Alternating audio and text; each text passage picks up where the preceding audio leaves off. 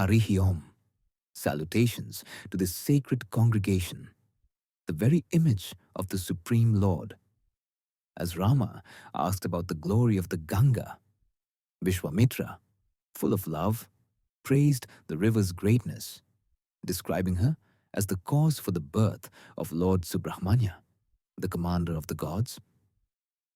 It was only through Ganga, who accepted Shiva's blazing energy, that Shanmukha could be born to defeat Tarakasura.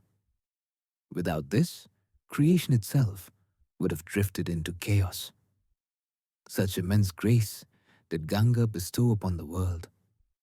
As Rama listened, his heart filled with pure reverence, not just for water, but for the living goddess presiding over each river.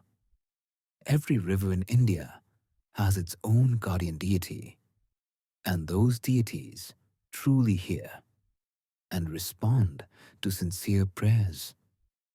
This is the living truth of Sanatana Dharma. The Godavari River too has her own divine spirit. In Badrakalam, at the sacred Ambasatram, ancient custom says if ghee is short during the grand Ram Navami offering, the devotee walks to Godavari and prays, "Mother, please lend me ghee. I will return it soon." He dips a vessel into the waters and brings up pure ghee instead of water. After the feast, that ghee is poured back into the river. Even today, stories are told of how Godavari answered prayers and granted miracles. Such is the majesty of our rivers, Ganga above all, as the cause behind the birth of Shanmukha, the divine warrior. Her role is unmatched. Rama, deeply moved, offered heartfelt salutations, joining both hands and bowing with genuine devotion. Afterwards, the story brings us to the divine origin of Ganga herself. Ganga, beloved daughter of the Himalayan king. As the gods prayed to Mother Ganga, she flowed first in the heavenly realms as Akasha Ganga. Why was she, the celestial river of the heavens, destined to descend to earth and then journey on to the netherworld? Why did she earn the names Mandakini, Bhagirathi, and Bhogavati? "Please tell me the story," Rama asked, his voice full of respectful longing. Seeing the spark of expectation in Rama's inquiry, Vishwamitra answered, "Because of a great sacrifice performed by King Sagara, your own ancestor, Ganga descended to earth to redeem the 60,000 sons of Sagara, who, in truth, had been burnt to ashes. It was Bhagiratha who brought her down for their salvation." Yet simply hearing this did not fully satisfy Rama. He was eager, burning to know about all those who came before him, about the impossible feats they achieved, the fame they won, and the greatness they embodied. This is precisely what Vishwamitra wished for Rama to learn how his ancestors acted with valor, strength, reputation, resolve, to feel the weight of lineage, so that he too would honor that legacy and emulate such greatness. So Vishwamitra began the tale with clarity and depth. In your lineage, Rama, there was a king named Sagara, the ruler of Ayodhya, a warrior, a man of profound virtue. Yet, despite all his goodness, one thing pained his heart. He had no children. The sorrow of childlessness weighed upon him deeply. He had 2 wives. His first was Keshini, daughter of the ruler of Vidarbha. The second, Sumati, was the daughter of Arishtanemi, himself a Prajapati, a great progenitor among the gods. In the line of Prajapatis, Daksha was one, and so was Kashyapa. Thus, Sumati was the sister of Garutmanta, the mighty Garuda. This detail is found in the Ramayana's lineage descriptions. Sagara married Sumati as his second wife, since he had not been blessed with children from his first. But even then, years passed, And still, there were no children. Desperate for an heir, Sagara chose a pure and sacred spot upon the slopes of the Himalayas, a place called Brigu Prashravana. There, he performed 100 years of intense penance and austerity.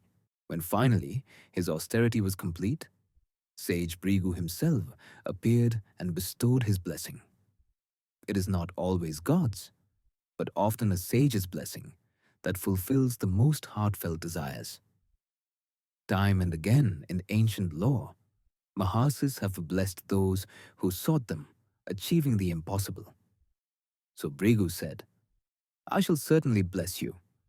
Both your wives will have fine sons. To the first, a single priceless son, the founder who will advance your lineage. To the second, 60,000 sons, brimming with energy and fame. Eagerly, Sagara's wives, Kashini and Sumati, could not contain their curiosity. Which one would be blessed with the sole heir, and which with thousands of distinguished sons? They asked the sage to reveal the destiny that awaited each of them. To this, Brigu smiled and replied, Why should I decide? Let your own hearts speak. Whichever of you wishes, as you desire, so it shall be. Fortunate indeed they were, not asking as one, but each with their own longing. Both wives asked for a child, each with a different longing. When sage Brigu pronounced his blessing, Kashini, the senior queen, asked for a son who would carry forward the royal line, one who would truly become the foundation and pride of the dynasty.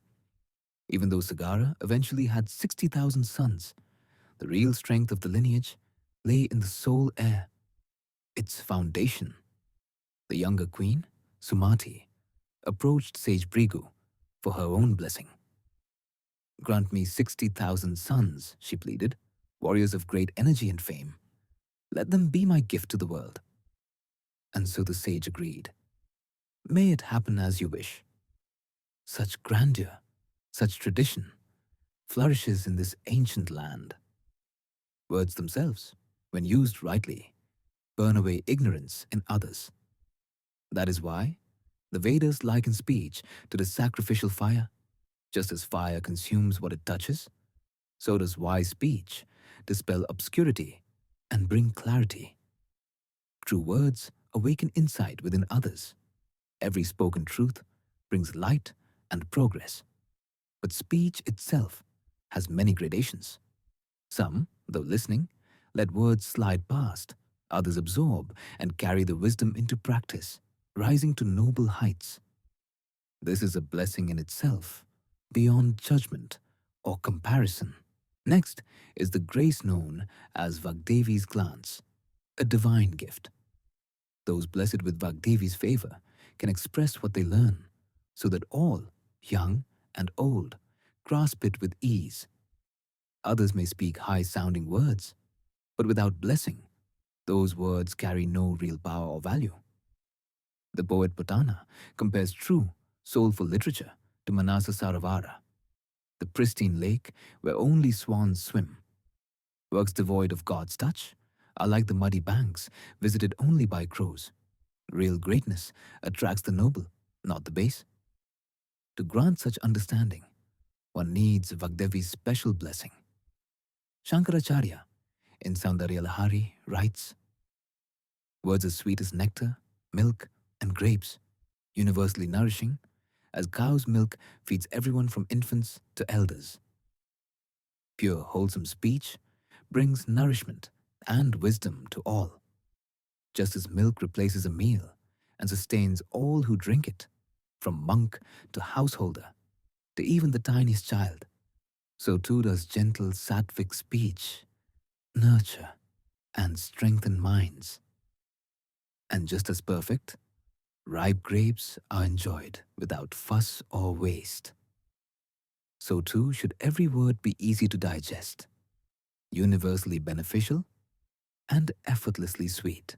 Just as one can taste the sweetness of grapes even without perfect teeth, So too, the rare blessing of Saraswati, clad in purest white, grants the power to speak words as sweet and nourishing as grapes to the fortunate few.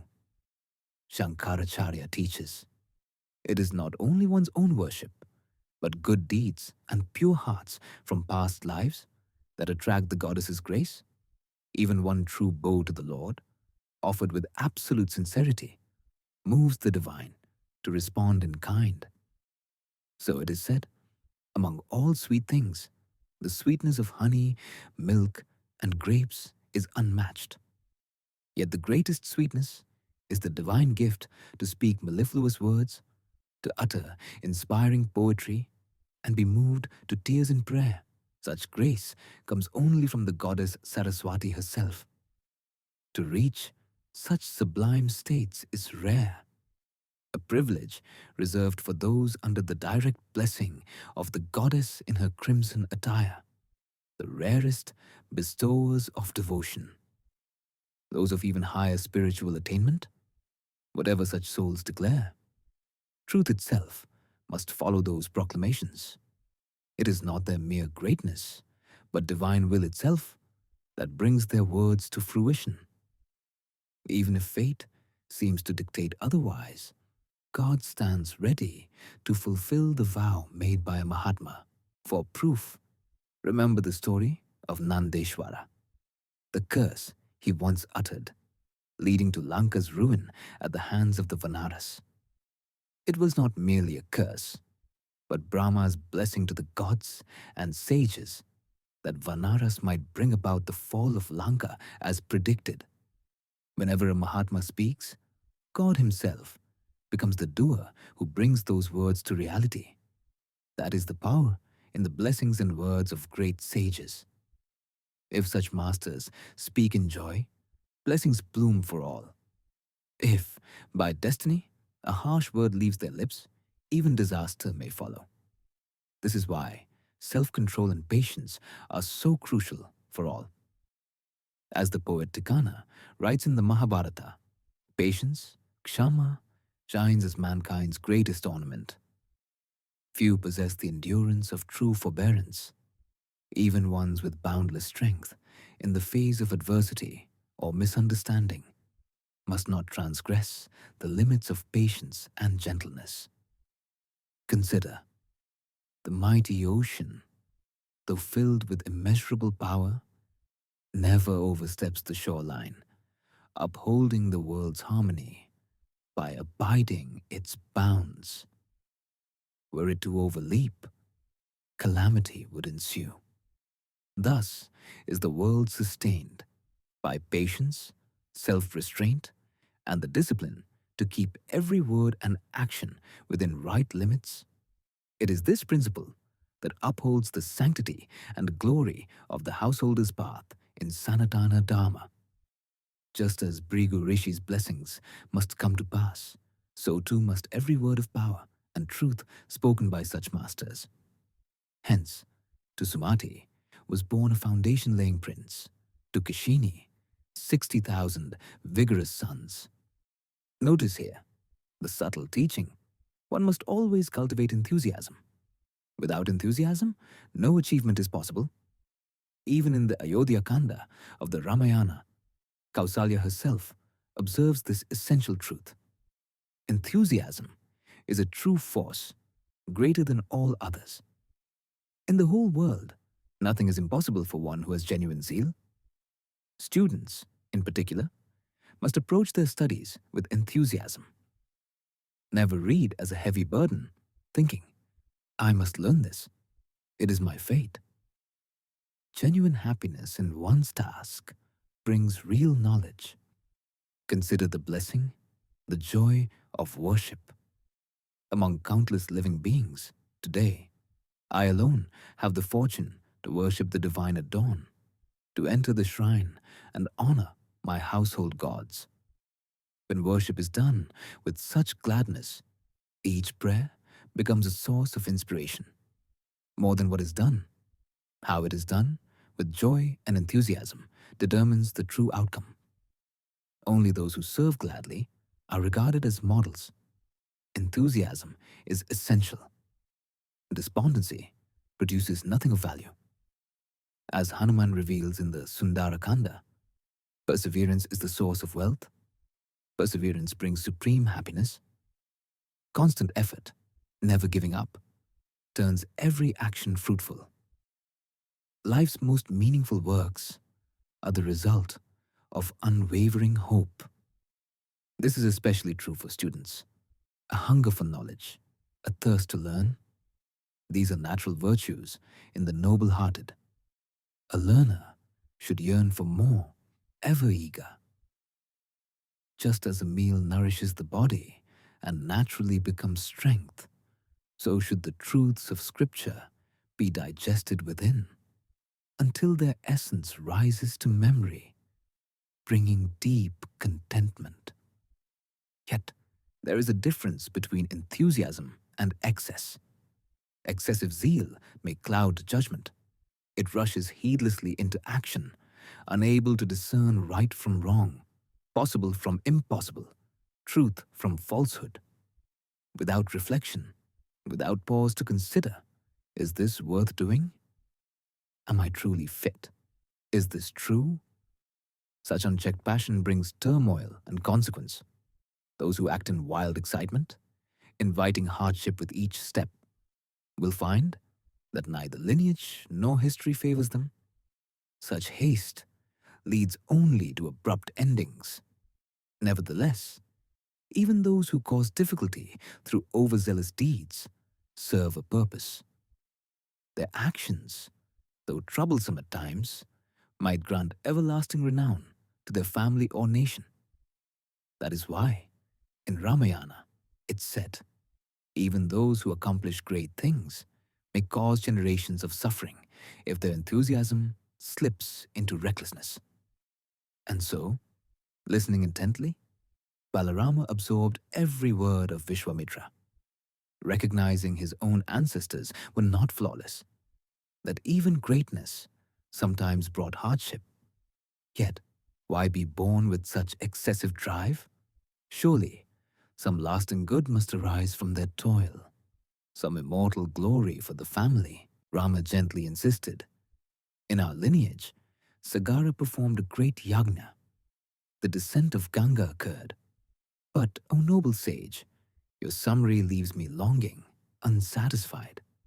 Tell me in detail, where did Sagara conduct his sacrifice? Why did he do so? What became of his sons, brimming with reckless energy? Why did Ganga descend as Tripadaga, flowing in 3 realms? Only souls like you can reveal the deeper truth to me. The disciple's humility, his earnest curiosity, and respectful hunger for knowledge, so moved Vishwamitra that he could not hold back. He began, "As you wished, Rama, so it shall be." The elder wife, Kishini, the queen who longed for a son, received a child named Asamanjasa.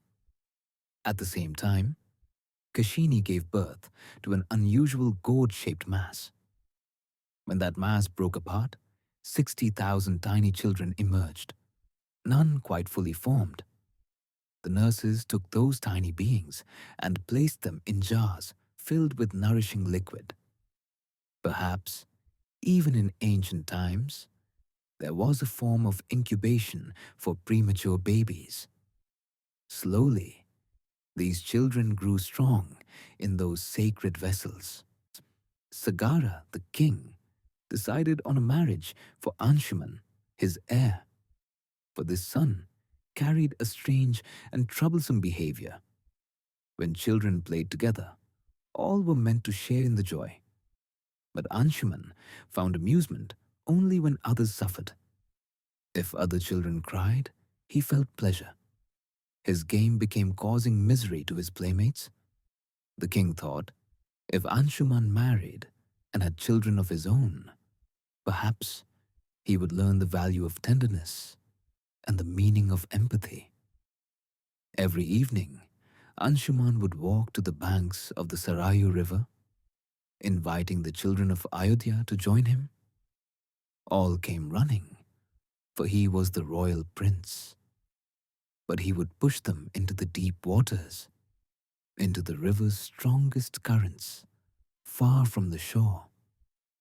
The other children, unable to swim, would struggle and drown. As they sank, Anshuman took a twisted delight. This monstrous pleasure continued for some time, and the people of the city became alarmed. Still, they hesitated to inform the king. After all, the child had been born after 100 years of penance, as a boon granted by the sage. Was it right to trouble the king so soon after such a blessing?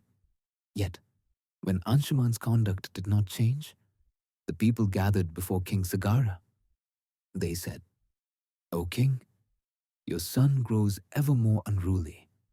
He pushes other children into the Sarayu, and as they fail to surface, he feels delight. Please act to correct this before greater harm comes." Hearing this sorrowful news, the king, who had yearned so long for a son, who had performed such penance and rejoiced in the sage's promise, now found himself with an heir who brought pain to his people. There was no hesitation. Though his heart must have ached, Sagara exiled his own son from Ayodhya. No more may he live here. Let him go. Not clinging to mere sentiment, but upholding justice and righteousness, the king made this immense sacrifice. Rama, remember this. In your own lineage are souls so noble that if duty demands, they were barred even from their own children to protect the Dharma. Asamanjasa left, and his son, Anshuman, was brought up in the palace of Sagara. Dear Rama, you asked how Sagara performed his yagna. On one side stood the mighty Himalayas, on the other, the Vindhya mountains. How beautifully Vishwamitra describes it. With no great cities in between, it seemed as though the two mountains were gazing upon each other, conversing in silence, and in the pure, holy place between them, Sagara resolved to perform his sacred sacrifice, seeking a sacred new beginning. Sagara, the king, was performing a great yagna. Part of every such rite is to release a sacred horse at an auspicious time. He called his grandson, Anshuman, and entrusted him with the duty of guarding the horse. Alongside Anshuman, Sagara sent learned priests and scholars to accompany the sacred animal. The horse wandered for many days across distant lands. Then, disguised as a demoness, Indra stole the yagna horse. Without the horse, the yagna could not be completed. If anything hinders a sacrifice midway, if the horse isn't retrieved in time, the entire ritual turns inauspicious, and disaster can follow. Someone with determination and clarity must recover the horse. The one who stole it, cunning and elusive, must be confronted. Only then will peace be restored. In all ancient stories, there is a pattern. Whenever someone embarks on intense penance, Indra, king of the gods, becomes anxious. He calls the Apsaras, celestial dancers, and sends them forth. Go there, dance, sing, bring in the fragrance of spring, and distract the sage. Why does Indra do this? Not out of malice, but for a deeper truth. Indra is the king among the gods. He too must eat and thrive. The food for gods comes not from earth, but from the Havirbhaga, the portion of offerings cast into the fire. That's why, in Sanatana Dharma, fire worship, Agni Aradhana, is the pulse of tradition. From the moment of birth to the final rites, fire worship is ever present in life. Even in daily life, when the housewife cooks rice, the pot should not be placed facing south, only toward the north, so that the food becomes a divine offering first. The sacred remains eaten by family, carry blessings, while the best portion is given as harvest in sacrifice. The gods consume these offerings and in return send rain to fertilize the land. In this way, the food gods receive depends on the pious deeds and sacrifices offered from earth below. Imagine someone continues such sacrifices every day with utter devotion and self-discipline. Eventually, a subtle change happens within them. No wish remains, no desire propels their prayers. They worship God only for the joy of it. That kind of selfless worship gradually purifies the mind, even if one doesn't realize it. Let's take a simple example, so this makes sense. Imagine I give you fresh green chilies, some dried chilies, a little tamarind, some salt, and a cup of water. Use these however you wish, I say. If you make rasam or soup with them and enjoy it, you'll feel nourished and content. But suppose you don't cook. You simply crush the chilies, tamarind, and salt together and use the paste to scrub a dirty vessel. Wash it with water, and suddenly the pot gleams, shining and clean. It always had the power to shine, but layers of grime had come between the pot and its true nature. Now, with a simple process, it sparkles once more. Like this, the heart too can regain its radiance through effort, purity, and soulful action. Sometimes, even a small thing is enough to clear away what clouds and obscures us. The vessel itself does not gain any new polish, but the dirt that once blocked its shine has been washed away. As we perform our duties, let us ask for nothing in return. It is my good fortune that the Lord Himself uses me as His instrument. All that I do, I surrender to Him. May I forever remain a tool in His divine hands, so that only righteous deeds may arise through me. Suppose a man refuses to take his share. Such merit will bring him no benefit, nor can he enjoy its fruits. He will need another body to experience their pleasure. But when karma is performed selflessly, layer by layer, impurities are wiped away. With every pure act, a little more darkness within is removed. And when ignorance is finally dispelled, what remains is luminous knowledge, purity of heart, and spiritual maturity. Only then can the Lord bestow wisdom, not from books, but from experience itself. This is why the greatest souls never avoid action. Without karma, there is no path to purification. Only through pure karma does the heart become worthy. Then the Lord gives knowledge. Knowledge leads to liberation.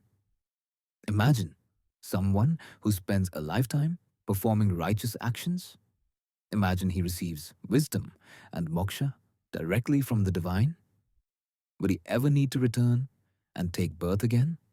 The answer is no. But if no one acts selflessly, the gods themselves will starve. For the gods to receive their share, Indra, their leader, must ensure some remain to keep performing karma, to keep returning and feeding the heavenly realms. So, Indra sets small obstacles and sometimes drags souls back so they do not vanish toward moksha too soon. This is not malice. It is for the continued welfare of the gods. Whenever you hear, Indra committed a fault, remember, immediately the sages, gods, and priests gather, purifying him with sacred, mantra-blessed water. Why do they do this? Because as ruler of the deities, he bears the burden of their karma. Even if blame falls upon him, he presses bravely onward. Hence, the gods always protect and defend Indra. Here in this story, Indra steals the Yagna horse, In epic tales, if you blend their message with Vedantic wisdom, you see Indra's deeper logic. He is not simply mischievous. One being's food can be poison for another. Take the cobra's venom. It could kill, yet that very poison, purified by a healer, may save another's life. So Indra, disguised as a demoness, stole the sacred horse. Anshuman, grandson of Sagara, set off in pursuit, along with a band of learned scholars. They returned, but found no sign of the stolen horse. Anshuman reported his failure to his grandfather. Grandfather, I searched everywhere, but could not find the divine steed, nor could the wise men with me discover where it was hidden. Now what must be done? Sagara turned to the officiating priests. They told him, O king, you yourself undertook this yagna. If the horse has been carried off, it is your duty and your sons to find and conquer the one who took it. Without retrieving the horse, the sacrifice is tainted. Danger will come to you and to us unless the horse is brought back. Sagara replied, I am bound by my ritual vows. I cannot break my abstinence and leave the sacrifice. But I have 60,000 sons, those born through Sumati. Let them swiftly search every corner of the world. Let each one take a separate region, dividing the earth among themselves. Go forth and find the holy horse. Search every corner. If need be, dig deep into the earth itself. Perhaps the sacred horse was hidden somewhere below. Dig, search every crevice of the earth until the missing horse is found and brought back. Until then, said Anshuman, grandson of the king, we and the priests will remain here in the discipline of the yagna. The 60,000 sons, filled with reckless energy, did not look back, nor hesitate. When ordered to go, they rushed forward, joyfully. They split the earth among themselves, each taking a yojana-wide stretch. Their nails, hard as diamonds, dove deep into the soil. With shovels, plows, and every sharp tool, they dug deeper, reaching even to the underworld. As they dug, enormous serpents emerged, yet the sun struck them down. Demons too tried to bar their way. Those they killed as well. Anyone who stood in their path, they destroyed. Relentlessly, they dug. Our father has commanded that we bring back the horse. So for the sake of this task, we will churn and dig the entire earth, create endless pits, until we succeed. With each blow, the world suffered. How could crops ever grow if the soil was ravaged in this way? If such pits mar the earth, if all creatures must perish for the sake of a single horse, what kind of world will remain? In distress, the gods, sages, and guardians of all beings rushed to Brahma, the creator. They pleaded, You, who fashioned the earth, named her Vasundhara, the giver of all bounty. She sustains us, provides food, wealth, transport, minerals, metals, trees, shelter. Everything emerges from the earth. Yet now, because of the king's sons, the earth is being ravaged with countless pits, torn apart for a mere horse. Instead of searching, they kill all who cross their path, without inquiry, without restraint. This cannot last. How will this ever be resolved? Where is the horse? Will these princes find it? Will the yajna ever be completed? Who will protect the earth? Brahma responded with deep deliberation.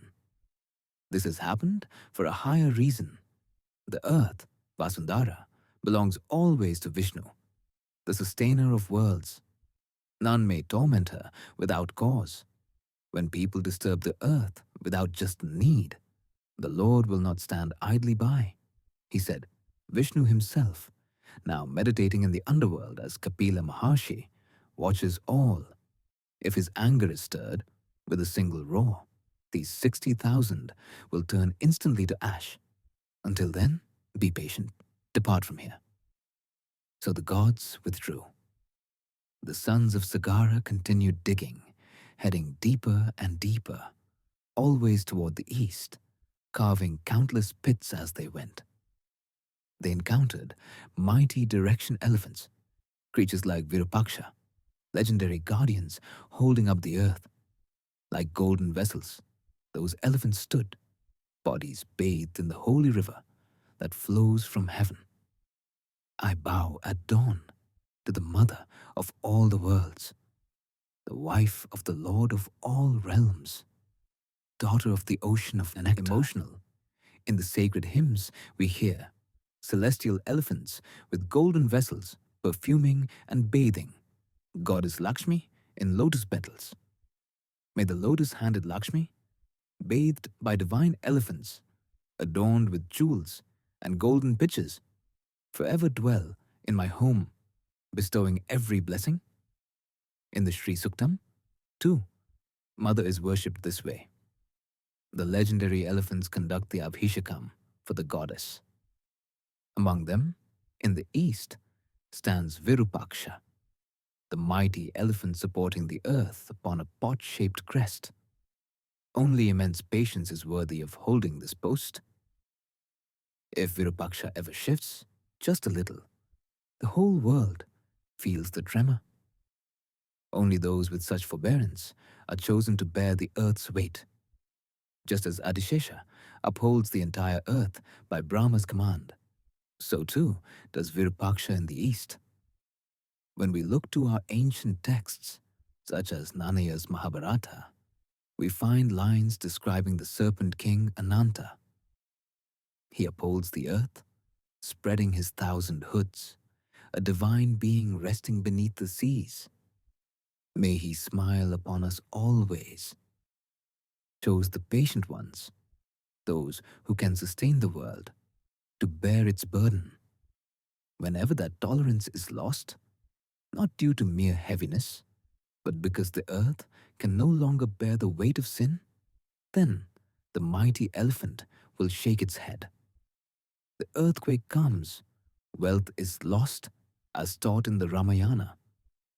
And so, the sons of Sagara paid their respects to the eastern elephant, performing pradakshina and bowing low. But nowhere did they find the missing horse. Next, they dug through the earth, heading south, reaching deep into Patala, the netherworld. There they saw a colossal lotus mountain, Mahapadma, bearing the earth itself.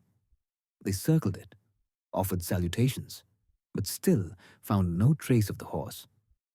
Onwards to the west, they found the elephant Saumanasa, bearing the world on its shoulders. Again, a humble bow, a respectful circumnavigation, but the horse was not there. From the north, they dug through to the depths and found Bhadra, the gentle, the tranquil, another world-supporting elephant. With reverence, they circled and saluted, yet still the horse eluded them. Returning empty-handed, the sons of Sagara approached their father. We have scoured the earth, dug even to the ends of Patala, but found no sign of the horse.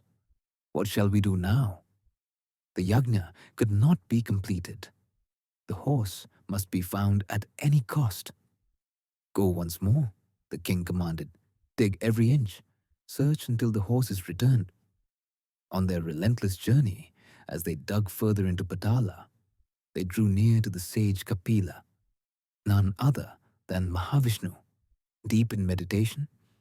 By his side stood the yajna horse, tied to a tree. Indra, knowing the zeal of Sagara's sons, had left the horse with the sage.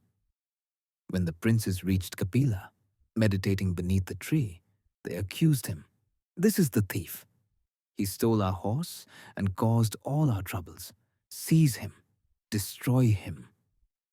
Armed with stones, plows and clubs. They rushed at the sage, breaking his penance. Kapila opened his eyes, anger flashing in their depths. With a single furious glance, his voice resonant as thunder, Kapila spoke one mighty word. Instantly, the fire of his tapas swept forth, burning all 60,000 suns to ashes on the very spot. From each fallen hero rose a mound of ash. The Yagna horse remained, standing quietly beside the sage, and the sacrifice was left incomplete. None of the sons returned. Sagara, stricken with worry, pondered deeply. At last, he turned to Anshuman. Go now, search and by any means bring back the horse. With a blessing from his elders, Anshuman, the grandson, set out on his quest. At each direction, he approached the guardian elephants of the world, circumambulating them, bowing in reverence, seeking their well-being, and asking, have you seen the sacred horse? Each elephant offered words of encouragement. You will succeed. Return victorious with the horse. Go ahead, child. Continuing onward, Anshuman moved deeper and deeper until he reached the ashram of the sage Kapila. There, to his astonishment, he found the sacred horse.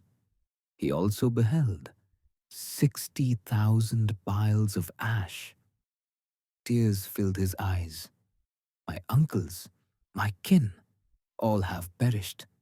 They were burnt by the fire of Kapila's wrath, reduced to ashes, 60,000 souls from my lineage. No one has performed last rites for these departed ones. Their tragic deaths aren't even known to the world. None have poured sacred water for them. No offerings have been made. What a terrible fate. Anshuman's heart ached, even more than for the recovered horse. Before I can rejoice, my duty is to offer Tarpanam, rites for these souls who never received even basic oblations. At once, mighty Garuda appeared, his great uncle, the brother of Queen Sumati. Garuda comforted him. O Anshuman, do not grieve. This is the fate destined for such uncontrollable zeal. The world is better off for their passing. They departed in a blaze, all at once, and the heavens actually rejoice.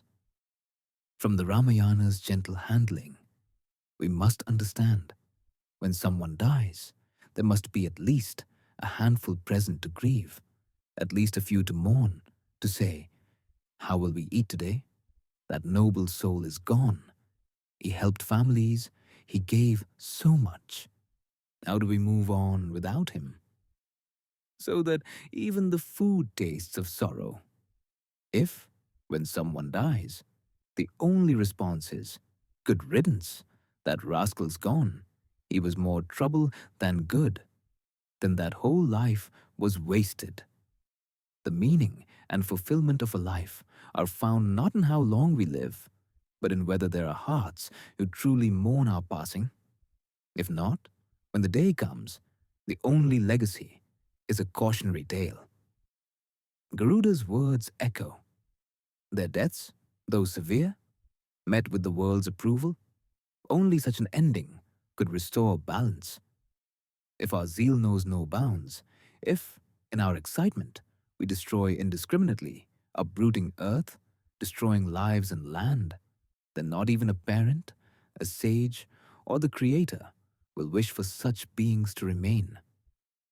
When emotions or ambitions blind us, each impulsive act, done in pride or impatience, may bring sorrow to all. For these sons, their enthusiasm outstripped guidance. Their reckless digging ravaged the world. The earth, source of all life, belongs to none of us alone. Sri Ramakrishna Paramahamsa once sat among his disciples.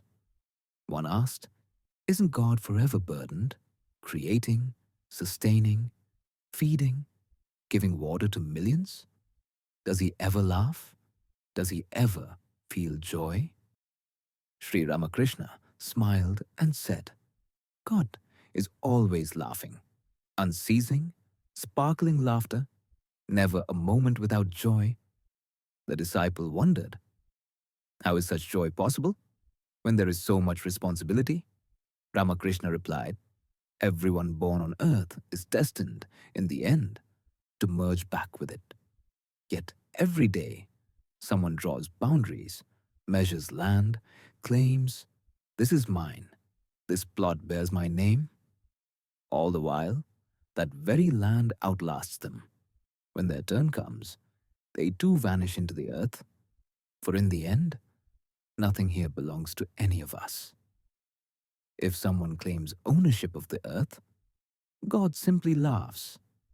The land is meant for all living beings to thrive. Those who inflict harm upon this earth will meet a fitting end, for above all sins, the greatest is causing suffering to Mother Earth herself. Thus, the destruction of the 60,000 suns was deemed right, even in the eyes of the world. Anshuman, stricken with sorrow, wondered, where can I find a pond or river here? Where will I fetch water to offer last rites to my uncles? But Garuda reminded him, these men did not die a natural death. They perished in the extraordinary fire of sage Kapila's wrath, who is none other than Mahavishnu himself. Even if you offer water from earth's rivers, it will vanish to steam before it reaches them. To lift their souls, there is only one way. The divine Ganga that flows in the heavens must be brought down. Ganga's holy stream must flow over their ashes. Only then can their spirits be freed. Only then will their thirst for redemption be quenched. As long as this is not done, no offering of water, not even from the greatest pond or river on earth, will reach them. This, dear Anshuman, is a terrible blemish upon our lineage. 60,000 princes of Ikshvaku died, and not a single drop of Ganga reached their ashes. Until someone performs this sacred act, their souls will remain restless. See how overzealous action, without thought, brings suffering to so many. You must remember, be enthusiastic, but never act impulsively. Think twice, consult elders, weigh things with wisdom, act only when sure, and then proceed with confidence and joy. Never, ever rush blindly into action. That is the great lesson the Ramayana teaches. Impulsive actions, like theirs, caused harm not only to themselves, but to countless others in their family as well. With the sacred horse returned, Anshuman went back to King Sagara. The yagna was completed, yet for the rest of his days, Sagara never found peace. His thoughts dwelled forever on how to bring Ganga to earth, how to redeem his sons. He tried every means, searched for every path, but at the end, he simply renounced all, entered deep penance, and departed this world with noble attainment. After Sagara's passing, Anshuman became king. He too dedicated his entire life to redeeming his ancestors, consulting the wise, seeking every possible way, but in his lifetime, he could not bring Ganga down. Then came King Dilipa, a soul adorned with endless virtue and fame. From the moment he was crowned, Dilipa resolved to liberate his ancestors. He prayed, he worked, he strove. Yet, though he tried with all his might, even Dilipa could not bring Ganga to earth. He too departed, his quest unfinished. And the sorrow, the blemish, the unresolved thirst remained in the lineage. Rama, are you listening? This is why Vishwamitra recounts these tales, to warn that when people act out of unchecked enthusiasm, they may bring deep sorrow to all around them. Consider how a single mistake, can bring suffering for generations. Rama, listen well. Before taking any action, think and reflect deeply. In your own lineage, see how long and how many generations endured pain due to the faults of their ancestors. Every action demands careful thought, consultation, and discernment. Only then, with skillful execution and unwavering virtue, can one truly succeed. Rama listened intently, his heart filled with curiosity. He wondered, who finally brought Ganga down? Who, among my ancestors, redeemed our lineage? This Ganga became the very cause behind Shanmuka's birth. She rescued those in my family's past. Who was it who performed such an astounding task? At this, sage Vishwamitra began the story. It was Bhagirath, the son of King Dilipa, who resolved, at any cost, to redeem his ancestors. In Sanatana Dharma, the day we remember and honor those who nurtured us, our parents, our elders, that day demands deep reverence, devotion, and gratitude. To be human is to cherish gratitude, to remember, I exist today because of my mother, my father. They may have departed, but I thrive because of their sacrifices. My mother rejoiced when she carried me in her womb. My father was filled with joy when I was born. What hopes they nurtured, what generous acts they performed, just to give me a future. Even when their final moments came, they left with thoughts of their children. On the anniversary of their passing, if I do not honor them with sincere offerings, what meaning does my life hold? If someone asks, does this truly reach those who left long ago? Remember, a money order sent here can be received by someone far away in Mumbai. If we trust science for unseen things, can we not trust the revealed wisdom of the scriptures? Some things aren't visible to the eye. Do you see the earth turning? Yet, we believe in the world's turning, guided by science and tradition alike. Just so, Bhagirath resolved, my great-grandfathers lie reduced to ashes. I must redeem them by all means. So, though heir to a kingdom, he placed the throne in his minister's care and for 1,000 years performed strenuous penance, forsaking every pleasure, dedicated heart and soul to honoring the departed. This is the meaning of honoring ancestors. When we speak of our father, our grandfather, our great-grandfather, when we see the homes where they once lived, the temples they built, the paths they walked, may we be overwhelmed with devotion, bowing low in their memory. Thus, Bhagirath traveled to Gokarna, deep within the Himalayas, and began the most severe tapasya. Standing, with arms raised, surrounded by 4 blazing fires, gazing at the sun even through blazing summer, subsisting on sparse food, denying every comfort. For 1,000 years, Bhagirath endured. Years passed in relentless austerity. At last, Lord Rama appeared before him. O Bhagirath, what boon do you seek? My heart is pleased. If your penance bears fruit, ask what you wish. Bhagirath bowed. O Lord, may my ancestors, Sagara's sons, receive the touch of Ganga's water.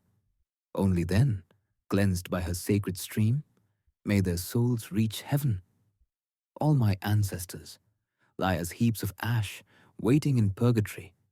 Lord, send down the celestial Ganga so she may flow from the heavens to the earth. Let her then reach the underworld and wash over their ashes. Let her sacred waters purify their mistakes and lift them up to the higher realms. The only way I can offer their oblations is if Ganga herself descends. If Ganga's waters are brought down, I will at last perform their last rites, and those departed souls, thirsting for ages, will taste water once more. Only then will my soul find peace. Grant me this boon, O Lord. Let Ganga descend to earth, flow onward to the netherworld, and relieve my ancestors. Give me the deep satisfaction of fulfilling my duty. He then asked for a second boon. O gods, may I be blessed with progeny. Let my lineage never falter or perish. Just as King Sagara longed for children, so too does my Ikshvaku line often struggle with succession. Grant that my family endure as long as sun and stars remain, and never fall into oblivion. Brahma replied, You have wished for a difficult thing. Yet I bless you. Your lineage will indeed last as long as moon and sun endure. But Bhagiratha, know this, when Ganga falls from the heavens to earth, the impact will be too great for the earth to bear. If the ground cannot withstand her, disaster will follow. Someone must stand between, absorbing her force, holding her, and letting her flow gently. Only Lord Shiva has the power for this task. But I cannot order Lord Shiva. For this, you must perform penance and win his grace. Only then can he hold Ganga as she falls and release her safely onto the earth. So, Bhagiratha began another deep penance, this time for Shiva. Rama, do you hear? In your lineage, Bhagiratha performed 1,000 years of tapasya to please Brahma, asking for his boons, then began anew for Lord Shiva. Realize this, such a struggle is no bed of roses. Those who succeed are not those who face no hardship, but those who persevere, regardless of how many ups and downs arise. Bhagiratha's relentless effort became legendary. He balanced on a single toe for an entire year, performing fierce penance for Lord Shiva's help. At last, Shiva appeared, moved by Bhagiratha's sacrifice. Noble soul, your devotion pleases me. I will do as you wish. I will bear Ganga upon my own head and release her to the world below. Most of all, I admire your selfless anxiety for your ancestors, relinquishing kingdom, wealth and comfort, just to redeem those who came before. Bhagiratha, bowing before Shiva, prayed with unwavering determination. Shiva, moved by such resolve, replied, I am pleased, noble one. I will surely bring Ganga down to earth. Imagine, if someone calls, Come to my home, I will serve you food. Guests arrive. If clothes are offered, people come willingly. But who will accept an invitation to stand below while water is poured down from above? Only Shiva, the compassionate, agreed to hold Ganga's descent. Look at Shiva's nature. He delights in rescuing and accepting those who love and care for their kin. Whosoever loves their mother, father, siblings, relatives, whoever seeks the welfare of their family, Shiva accepts joyfully. Consider Vasuki, the serpent king. In the Mahabharata, it is told, when Janamajaya's serpent sacrifice threatened to destroy all serpents, Vasuki worked tirelessly. He allied his sister, Jaradkaru, with sage Jaradkaru, so that their son, Astika, would flee and save all snakes from annihilation. Vasuki labored endlessly, striving for his people. Even after gaining celestial rewards, he never gave up, and Shiva honored him, adorning Vasuki as an ornament around his own neck. This is why we sing, O Shiva, whose neck is adorned by Vasuki, whose garland is ash, whose abode is the cremation ground, whose bow is the mighty Mount Meru, whose elephant hide cloak is draped across his shoulders, whose skull staff is ever in hand. I seek refuge in your gracious form. Bhagiratha's penance was extraordinary. A whole year balancing on a single toe, in relentless tapas, unswerving. Shiva, deeply moved, said, O best among men, I am pleased with your devotion. I will carry Ganga, the noble daughter of the Himalayas, on my head and release her to flow below. Inform Brahma, bid him release Ganga, and I shall embrace her. Imagine the scene, like in the Kanaka Durga temple at Vijayawada. Shiva, hands on his waist, lifting his massive matted locks, gazes upward, ready to embrace the descending Ganga. Just the thought sends a shiver through the heart, a breathtaking moment. Ganga herself, sensing Shiva's readiness, felt an utter surge of pride. That ascetic claims he will hold me? Does he know what it means? When I fall, I will thunder past crocodiles, tortoises, and monstrous fish. First, I'll sweep those sons of Sagara away. Then, I'll carry everything to the netherworld. Who can truly hold me? In her pride, she descended with tremendous force. But Shiva knew her arrogance. He expanded his locks, transforming them into vast, cavernous knots, ready to absorb and direct her flow. As she plunged, her waters vanished, trapped within Shiva's infinite tangles. Not a single drop reached the earth. For ages, Ganga swirled within those locks, unable to find release, unable to touch Shiva's cheek, endlessly churning. No matter how much she struggled, not a drop slipped from Shiva's matted hair. She became utterly lost in the labyrinth, her pride subdued, her force encased, circling within, unable to descend. Ganga, searching for a way out, was unable to find any path to escape from Shiva's matted locks. No drop of water could break free. Ravana himself once sat upon the banks of the Ganga, gazing toward the temple of Vishveshwara, reciting the Tandava hymn, describing the wild dance of Shiva and the tumbling waves of the river swirling in his hair. Imagine someone dancing with a pot of water balanced on their head. See how the water spins and twists when they move. Just so, Shiva bound Ganga within his locks, leaving her trapped and unable to escape. Bhagirath watched with sympathy. I performed penance for Brahma. I performed penance for Shiva.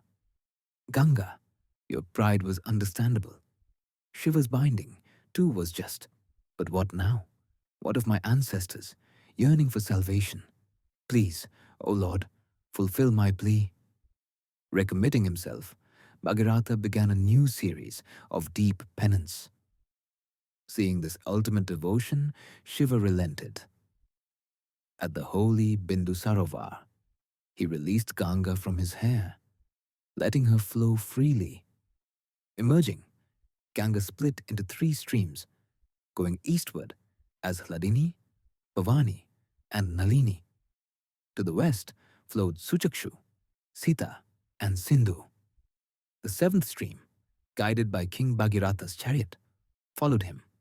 Wherever he drove, Ganga's waters followed behind. Ganga surged from the heavens, crashing onto Shiva's head, then rebounded to the earth below, roaring with immense sound. The force was as immense as a mighty waterfall. If one stands beneath such a torrent, the crashing water makes one's head spin, leaving ears ringing for days. Only a hero like Shiva could withstand the pure, dazzling force of Ganga's descent. As Ganga poured down, a sparkling current was filled with shimmering fish, flashes of turtles, the gleaming scales of crocodiles, all tumbling toward the earth, glistening in the light. All the gods, sages, Gandharvas, Yakshas, and Siddhas gazed in sheer wonder. The sky filled with celestial beings, elephants, horses, chariots, divine palanquins crowded the sky, each hoping to catch a glimpse of Ganga's descent. As Ganga fell from the sky, struck Shiva's crown and began to course across the land. Bhagirath rode onward, leading her sacred stream behind. From above, gods and sages assembled, watching in awe. Sparkles from the crocodile's scales, the turtle's shells, the fish, and the blindingly white water, all mixed with the golden radiance of Shiva's crystal-like body, illuminated the heavens with endless brilliance. The deities, radiant beings of celestial light, their ornaments shining, their vehicles sparkling. When Ganga descended, the sky was illuminated as if 100 suns had risen at once. As Bhagirath led the way, Ganga flowed down in all its glory. Sometimes she surged quickly, then bent and coiled. Sometimes she twisted, sometimes she moved gracefully and elongately, plunging down from the heights, then rising again, her path winding like a snake, at times gliding softly, at times crashing with a thunderous roar. Wherever she rolled over rocks, her bright waters foamed and sparkled. Ganga's flow filled with whirlpools, waves, and aquatic life. Shrimp, fish, turtles, crocodiles, all tangled together, moving in joyous harmony. When drops collided, jets of water leapt skyward, echoing with resounding noise.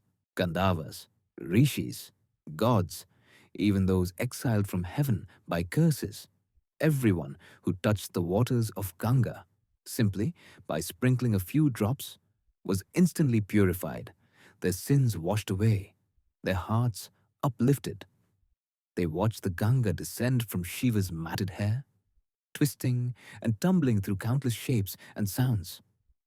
Those who joined the procession, devas, sages, titans, demons, rakshasas, Gandharvas, yakshas, kinnaras, serpents, and apsaras, everyone followed Bhagirath's chariot, dancing along the riverbanks, joyfully participating as Ganga continued her sacred journey. Even celestial vehicles traveled beside the river, their occupants looking up in awe.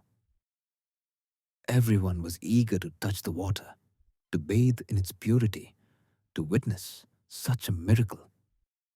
As Ganga flowed, wherever Bhagirath's chariot turned, the holy river followed, cascading onward, cleansing all sin. The descent of Ganga brought jubilation throughout the worlds. For the first time since she dwelled in the heavens, Ganga unfurled her waters over the earth, following Bhagirath's noble path, erasing every trace of sorrow, every sin. Such was the magnitude, such was the honor, everyone watching and celebrating, crowding close to follow her radiant procession. And so, the sacred river passed through the lands until at last she reached the place where sage Janu meditated. Her torrents swallowed up his entire hermitage. As Ganga rushed through the land, sage Janu observed, and, in an instant, drank up the entire river, drawing every drop within himself. All who looked on were astonished. Suddenly, the world fell silent. The flowing Ganga was gone. Her waters, her aquatic life, everything vanished, and the earth seemed parched and empty. Bhagiratha, helpless, mourned his fate. With humility, he bowed before the gods and sages, pleading, Mahaprabhu is angered. If Ganga's full force devastates the yagna, what can I do? Please, persuade him. Let Ganga emerge again and complete her journey. This, Rama, is how unchecked zeal brings peril even to the noblest goals. Look how much effort Bhagiratha made to restore his ancestors' honor. How tirelessly he worked so that his lineage might be redeemed. Bhagiratha, moved by profound respect for his ancestors, waited with patience. In time, at the fervent prayers of the gods and sages, Janu, the mighty ascetic, relented. He released Ganga, letting her flow once more, this time from his ear. From that moment, she earned a new name, Jahnavi, the daughter of Jahanu. Thus, Ganga pressed onward, surging toward the underworld. Lord Brahma himself descended from his celestial realm on a swan, coming to witness the sacred moment as Ganga's flow at last passed over the ashes of the 60,000 ancestors. With joy, Brahma praised Bhagirath. O child, never before has such a feat occurred in creation. You brought Ganga from the heavens, guided her past Shiva's blessing, carried her across the earth, and now, through the netherworld, her current flows over your ancestors' ashes, lifting them to the higher worlds. Because of your devotion, the sins of 60,000 souls are washed away. They ascend to celestial realms, cleansed by the touch of Ganga. O Bhagirath, born of this lineage, know this. Ganga will forever be known as your daughter, the Bhagirati, named in your honor. The same river is Mandakini in the sky, Bhagirati on earth, and Bhogavati in the netherworld, flowing as Tripadaga in 3 realms. After finishing the tale of Ganga's descent, sage Vishwamitra glanced at Rama with affection. Now, Rama, the sun sets. It is time for your evening prayers. Never delay sacred duties. Punctuality itself is a supreme virtue, for discipline arises from respecting time. Perform the Sandhya Vandana on time, not as an afterthought. He blessed Rama. May you find goodness, peace, and lasting well-being in all you do. I have recounted the full descent of Ganga, how Bhagirath endured, how Sagara's yagna brought forth this history, and how the greatest love and discipline became your family's true wealth. And so ended the teaching as dusk fell and the sacred rituals of evening began. Listening to this story, the descent of Ganga, is itself a blessing. To read, to listen, to speak of it brings merit and benefit. The tale of Ganga's arrival and the birth of Shanmukha brings fortune, fame, health, progeny, and heaven. For those who hear these words, the ancestors rejoice, the gods are pleased. On special days, such as Amavasya, the new moon, if one cannot perform ancestral rites, even offering a gesture with folded hands 3 times and sincerely asking for pardon, "Forgive me, I could not do the ritual today," brings deep satisfaction to the ancestral spirits. Ganga's descent is most auspicious when recounted on Amavasya. To listen, to reflect, especially in the twilight of this lunar day, fills the family line with joy and prosperity. All desires are fulfilled for those who hear and contemplate this tale. All sins are erased, longevity and fame are granted. Adi Shankaracharya composed beautiful hymns, ashtakams, in praise of rivers like Ganga and Narmada. In his verse, he reminds us, Ganga is the only river touched by the Creator, the Preserver, and the Destroyer, by the sage king Bhagiratha, and by the mighty ascetic Janu. No other river bears so many blessings. Brahma, the world maker with 4 faces, asked the Himalayas for the pure waters of his eldest daughter, Ganga, to fill his ceremonial pitcher, the very water that flows in the heavens. When Brahma sat for daily rites, only Ganga's water was fit. After being placed in Brahma's water pot, those sacred waters washed the feet of Lord Vishnu. For Narayana, as Vamana, approached King Bali seeking the gift of land and performed his momentous 3 steps. King Bali, with his wife Vindhyavali, washed the divine feet with sacred water upon a golden tray. With each step, the universe marveled. Brahma poured Ganga's water in celebration as Vishnu spanned all worlds. Thus, whether for creation, protection, or the end of an age, Ganga alone remains present, sanctifying every act with divine touch. The poet Putana in the Bhagavatam describes the vision of the growing Vamana, how his round, radiant form, first the size of the sun, becomes a crown on his head, turns to a necklace around his neck, transforms into ornaments on his ears, and finally, as his foot touches Brahmaloka, becomes the very base beneath him. Just as a father returns home and his son eagerly runs out with water to wash his feet, so too Brahma, the creator, welcomed Lord Narayana, the divine guest, offering lotus water and washing his sacred feet. We find joy, tradition, and reverence in honoring those who come from where we were born, knowing their journey and their roots with deep love. As Brahma poured Ganga water from his Kamandalu to wash the Lord's feet, Ganga, now sanctified, continues her legendary journey. Afterward, Bhagirath prayed and Lord Shiva appeared, standing tall, as Ganga's descent soaked his entire body. She was blessed by his touch. When sage Jahnu drank and then released Ganga, she was named Jahnavi, the purifier of sins, the great Bhagirathi. Shankaracharya invokes, O Bhagirathi, O Ganga, protect us, shower mercy on us, for even uttering your name brings grace and redemption. Whether bathing in the river or reciting her name, Ganga's blessing is always assured. In the Manikarnika Ashtakam, Shankara recites Ganga's greatness, how Kashi, adorned by Ganga, is the city of liberation, how Manikarnika is the sacred spot, and that only in Kashi can one find ultimate freedom upon death. Ganga's waters wash away every mortal sin.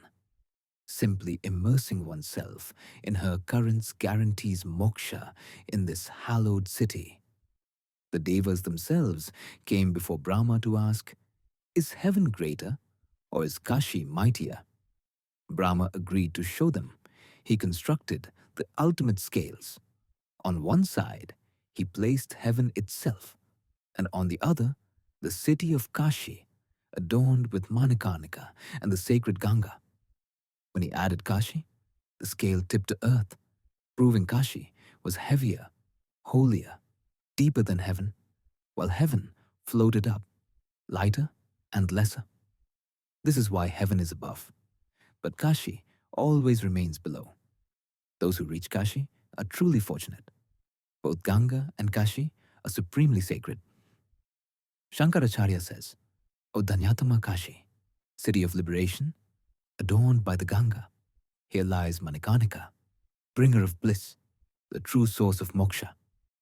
When compared against heaven, Brahma himself placed Kashi on one side and heaven on the other, yet Kashi outweighed heaven, proving its greater importance.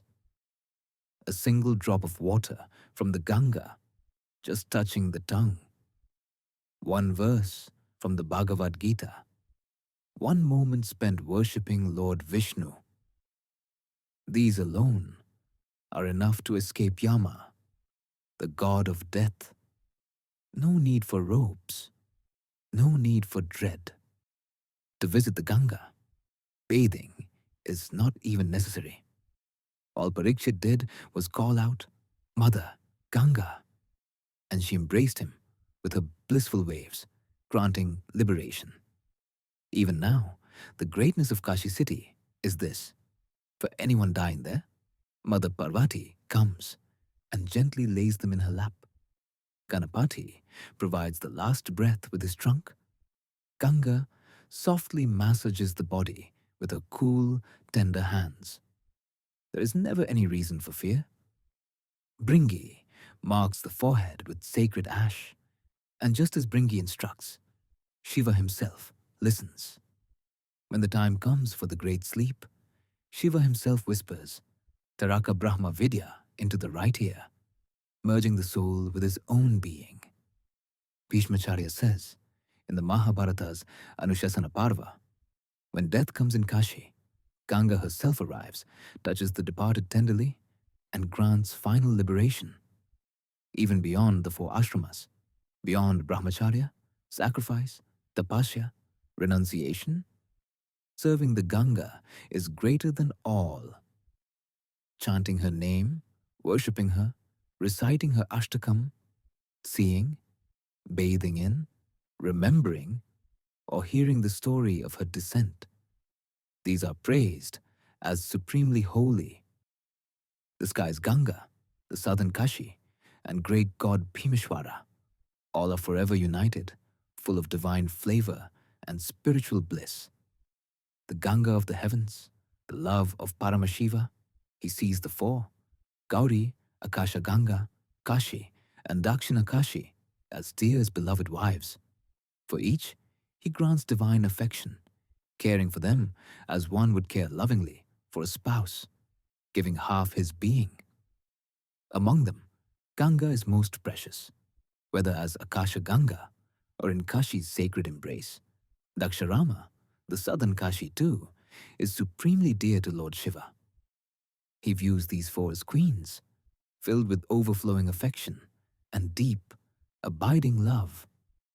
So powerful is Ganga, just uttering her name upon waking or before sleep dissolves all sins. Take her name 3 times, and all error is washed away. Mother Ganga's fame and power are India's greatest wealth. Her presence is woven in its deepest culture. In ancient times, even people from distant lands marveled and lamented. You have Ganga, we do not. Your country is truly blessed. To speak of Ganga is to yearn to visit her banks, to bathe in her waters. Telling this divine Ganga tale, especially through the Ramayana, is a rare blessing. Viswamitra revealed so many hidden glories. After narrating her story, he guided Rama to Sandhya Vandana and to Gayatri by the river's edge. For Rama, standing before the Ganga, the mighty ancestor Bhagirath, and the history of such a family, such a sage, was a moment of deep realization. He understood his good fortune, how his teacher had sculpted him into a divine form, revealed life's true purpose, and showed that to be born into such a lineage and be led by such a guru was the greatest blessing. No praise is enough for Ganga, nor for the chance to learn upon Amavasya, the sacred new moon, during the holy Uttarayana, a time when Ganga is worshipped with grand Harati. This Harati is unique and profoundly moving. After narrating the descent of Ganga, all gather the river waters, pour them into a large vessel, and offer it at the feet of Parvati and Parameshwara. Ganga herself weeps. Once, I thought it a blessing to rest upon Shiva's head, but in my pride, I threatened to rush to Patala, the underworld. Had I known my good fortune, I would have preferred to wash the Lord's feet. By bathing at his feet, I would have gained eternal renown. Yet due to pride, I was bound in his locks. Bhagirata had to strive anew, and I had to endure sorrow. She finds solace only after offering herself at Shiva's feet, washing away all her old arrogance and sorrow. Shankaracharya embodied Shiva, simple, with matted locks and a bald pate, roaming the earth, teaching the glory of Ganga. Whenever one draws near to the river, Ganga herself recalls her pride and finds humility. Now, I lose my pride and find my ultimate joy in serving at the feet of the divine. Ganga herself went forward, washing the feet of Shankaracharya. When seated at the feet of Parvati and Parameshwara, Ganga is supremely content. So many come for baths in her waters. but to be gently placed in a loving vessel set at the feet of the divine couple is incomparable joy. In the grand Ramayana venue, beside the sacred Ram Yantra, with Sita, Rama, Lakshmana, and Hanuman present, Hanuman, while listening to the Ramayana, sits in awe among so many devoted souls. At the Master's feet, some tell their stories, not knowing if they will be heard, pouring out their longing in faith. Yet, such loving devotees listen, moved by deep compassion. Just seeing Ganga's bliss in this sacred moment fills every heart. Sita herself wishes, "May I always offer my best Naivedya to Ganga." The devotees perform Harati, waving sacred lamps for the river with full devotion. Blessings to Kausalya's great son, to the mighty warrior of the world. Blessings to Sita and Rama, to all who gather for this day. Blessings, too, to Uma and Maheshwara, to the wish-fulfilling Lord of the mountains, to Girisha, to him whose feet sanctify all things. May all offerings be accepted, all hearts lifted. May the night end with Ganga's memory in every dream, and the fruits of devotion fill the home.